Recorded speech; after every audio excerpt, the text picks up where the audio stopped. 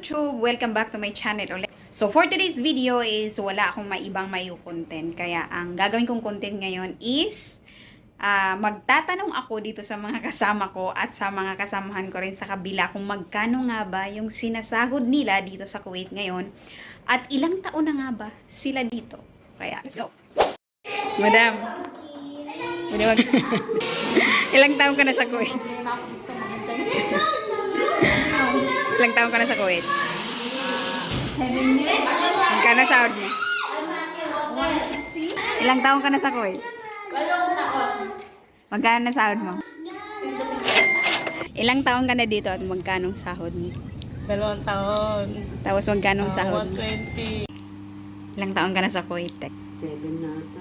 37 years. Magkano na sahod mo ngayon? 180 pala eh, pa rin. Ilang taon ka na sa Kuwait, te? 10 years. 10 years. Starting 2020. This year, Magkano sinasahod mo ngayon? ang sinasahod ko is 160. 160. Tanong ako, ilang taon ka na sa Kuwait? Magna 9 years na ako dito. Kaya magkano sahod mo ngayon? Nung una, 120. Pagkatapos ngayon, sa second employer ko is 130. Pupunta kami sa hotel kasi magsiswimming na yung alaga ko doon sa hotel. Kaya punta kami doon. I know you told your friend you're not okay. And tell me what's wrong and why you never said you felt that way. And guess you're trying to stay strong and fake a smile until I look away. But I've known you too long, it hurts to watch your blue eyes fade to gray as you fade away. As you fade away. Excited yung isang alaga ko. Andun na siya. Nabasag.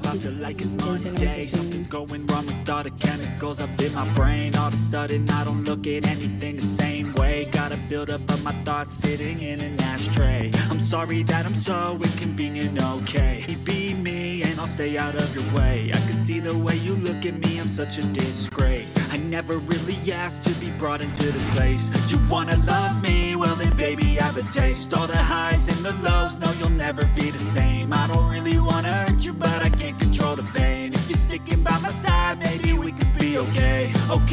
Okay, maybe you could be the change I need today. I promise that I've never felt this way.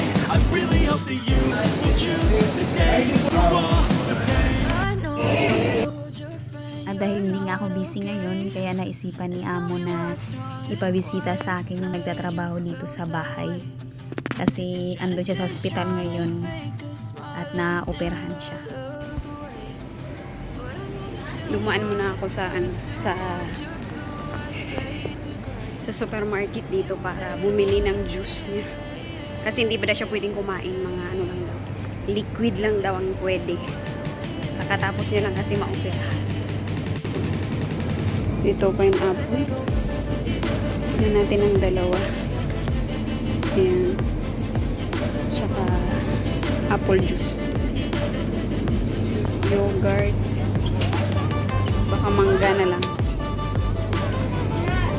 Well, ganito. Hindi ako nagdala ng trolley. Ito lang muna yung binili ko. Ang ingat ga.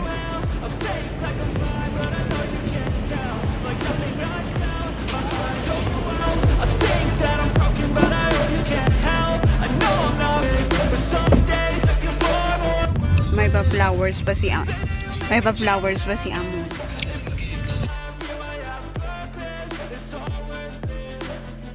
I know you told your friend you're not okay. And tell me what's Yung hospital niya.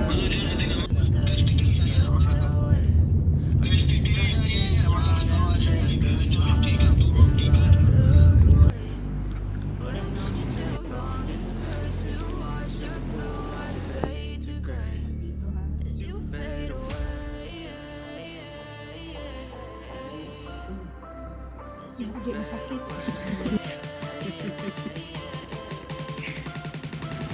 Nurse Linlin. Sige, inumin mo lang yan. Liban ka na lang liban. Marami pa tayong trabaho. May asawa ka na ulit. Maghanap pa daw siya pagkatapos ng opera. Open po. Magpapa-opera daw siya ulit.